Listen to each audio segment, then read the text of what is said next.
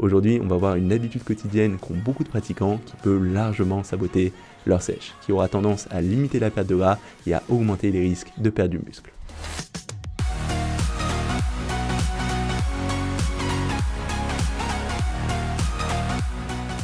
Salut, ici Nico et aujourd'hui je voulais te parler d'une habitude qui a pendant très longtemps saboté ma progression sur ma sèche. En fait, qui a limité ma capacité à perdre du gras et qui a même eu tendance à me faire perdre plus de muscles pendant ces périodes de déficit calorique. Et en fait, je me suis rendu compte que plein de pratiquants étaient dans cette même situation, avaient en place cette même habitude et que ça limitait aussi leur progression dans ces phases de sèche. Du coup, je me suis dit que ça pouvait être intéressant de faire cette petite vidéo, d'expliquer exactement quelle était cette habitude qui m'a limité dans ma sèche, concrètement pourquoi c'est problématique, quelle est la science derrière, et j'ai plusieurs études vraiment intéressantes sur le sujet, et dans un dernier temps, te donner la solution qui m'a permis de changer ça et d'être beaucoup plus efficace dans ces périodes de sèche. Alors concrètement, de quoi il s'agit?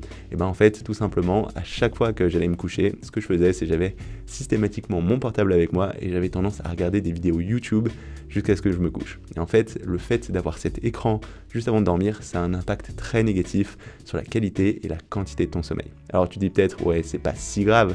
Et ben en fait, si, ça peut être très grave, très lourd de conséquences et ce sera d'autant pire quand tu seras dans des phases de déficit calorique, dans des phases de sèche. Et il y a même pas mal de recherches autour de tout ça et c'est ce dont je veux te parler dans cette vidéo. Alors déjà, pourquoi c'est problématique en soi vis-à-vis de ton sommeil d'avoir ces écrans? Et ben en fait, c'est en grande partie à cause des rayonnements bleus qui vont sortir de ces écrans, qui vont avoir tendance à supprimer la production de mélatonine de la part de ton corps, qui est en fait une hormone qui est très importante pour te préparer à dormir. Ça va avoir un rôle très important pour préparer ton corps à récupérer correctement et sans un niveau de mélatonine suffisant, ce sera très dur de bien dormir et de récupérer d'un point de vue musculaire mais aussi d'un point de vue sèche. Et cette importance du sommeil pour construire du muscle et réussir à sécher, ça a été mis plusieurs fois en avant dans la science, notamment en 2011 dans une étude de Dattilo et de ses collègues qui ont fait un tour de la littérature sur l'impact du sommeil sur la récupération et qui ont mis en avant un impact hormonal assez négatif parce que le fait de manquer de sommeil entraînait une diminution des taux à la fois de testostérone mais aussi d'IGF-1 qui sont en fait deux hormones très importantes d'un point de vue anabolique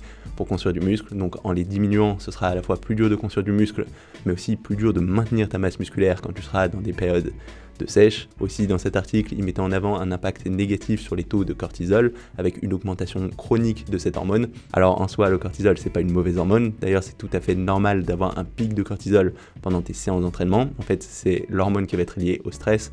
Par contre, quand tu vas avoir un taux élevé de façon chronique, ça veut dire qu'il va pas redescendre naturellement à la fin d'un stress. Là, ça peut avoir un impact négatif, notamment un impact catabolique. Ça veut dire que tu auras plus tendance à perdre du muscle, mais aussi un impact sur la masse grasse parce que ce taux de cortisol chronique, il va aussi avoir tendance à favoriser ce stockage des graisses. Donc non seulement tu auras plus tendance à perdre du muscle, ce qui sera encore plus vrai quand tu seras dans des périodes de déficit calorique comme en sèche, mais aussi tu auras tendance à stocker plus de gras. Et en plus de ça, les auteurs de cet article mettaient aussi en avant plusieurs autres études qui montraient que ce manque de sommeil était associé avec une augmentation de la faim et une tendance à prendre plus de poids. Donc dans le cas d'une sèche, c'est vraiment pas l'idéal. Et j'ai trouvé une autre étude qui mettait très bien ça en avant, qui date de 2010, qui vient de Nedelcheva et de ses collègues, et qui ont suivi en fait deux groupes de personnes, avec un groupe qui dormait 8h30 chaque nuit et un groupe qui dormait 5h30 chaque nuit. Et ils ont mis ces deux groupes dans un état de déficit calorique en leur donnant seulement 90% des calories nécessaires pour se maintenir. Et ils ont regardé l'impact sur la perte de gras et la perte de muscle. Et ce qui a sorti de tout ça, c'est très intéressant puisque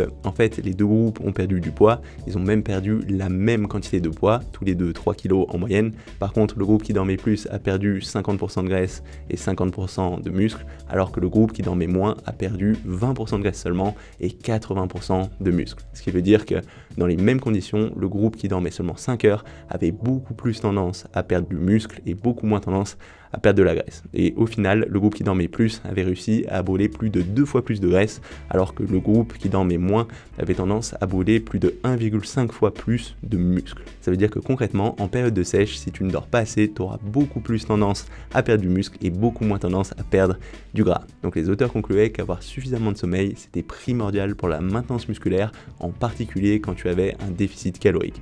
Ce qui veut dire que concrètement, il faudra faire particulièrement attention à ton sommeil quand tu es dans ces phases de sèche. Et ce sera très important de ne pas trop t'exposer à des écrans avant de te coucher, compte tenu de l'impact négatif que ça peut avoir sur la qualité et la quantité de ton sommeil. Alors concrètement, je sais que c'est pas forcément évident de pas du tout avoir d'écran avant de se coucher et j'ai eu pas mal de mal à changer cette habitude. Alors déjà, la première chose que j'ai mis en place, c'est commencer par installer des filtres de lumière bleue sur mes différents appareils. En fait, c'est des filtres qui vont limiter les rayonnements bleus, qui sont ceux qui ont le plus d'impact sur ton sommeil et du coup qui vont donner cet aspect un peu orangé, que ce soit sur ton smartphone ou sur ton ordinateur. Donc je sais qu'il y a pas mal d'appareils qui proposent par défaut d'en avoir. Par exemple, Windows a un filtre que tu peux activer à une heure précise pour passer d'un éclairage normal un peu bleuté à un éclairage plus orange, ou il y a d'autres applications sur smartphone, notamment je crois Twilight sur tout ce qui est Apple, qui vont te permettre de faire ça assez naturellement.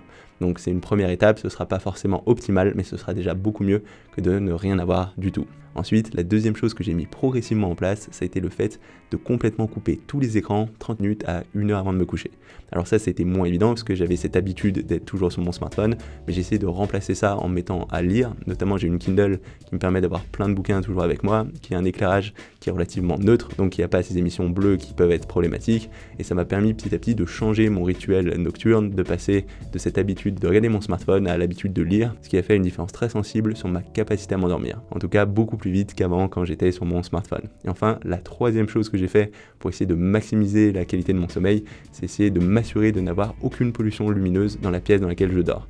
Ça veut dire essayer vraiment de clore au maximum mes rideaux, mes volets, essayer aussi d'enlever tout ce qui est petite pollution lumineuse de type voyant, par exemple ce qui est ordinateur, télé, tout ça, m'assurer d'être dans la pièce la plus sombre possible et aussi de limiter au maximum la pollution sonore. Donc parfois c'est pas évident à gérer parce que ça va aussi dépendre des voisins et dans ces cas-là j'ai pris l'habitude de mettre des boules qui est. Au début c'était un petit peu bizarre parce que la sensation est pas forcément agréable, mais après quelques semaines j'ai trouvé que ça faisait une grosse différence sur la qualité de mon sommeil. Donc voilà, si aujourd'hui tu es quelqu'un qui essaye de sécher et que tu es en train de stagner, mais que tu as encore l'habitude de regarder ton smartphone avant de te coucher, ça peut être quelque chose qui fait une grosse différence. Même chez certaines personnes, ce problème du sommeil, c'est parfois le principal facteur qui les empêche de continuer à perdre du gras et qui ont tendance à limiter la rétention de muscle, voire la prise de muscle, parfois en prise de masse.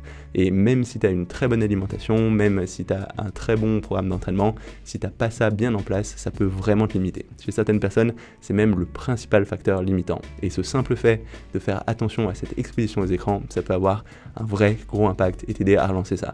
Donc ça a l'air d'être une petite chose, mais vu que c'est quelque chose qui se passe tous les jours, de façon cumulative, ça va faire une grosse différence au final sur ta progression. Donc je te conseille vraiment d'essayer de mettre ça en place. C'est pas forcément évident au début de changer ses habitudes, donc essaye d'être progressif, d'y aller étape par étape, mais je peux t'assurer que sur le long terme, ça fera une énorme différence et que tu ne regretteras pas l'investissement.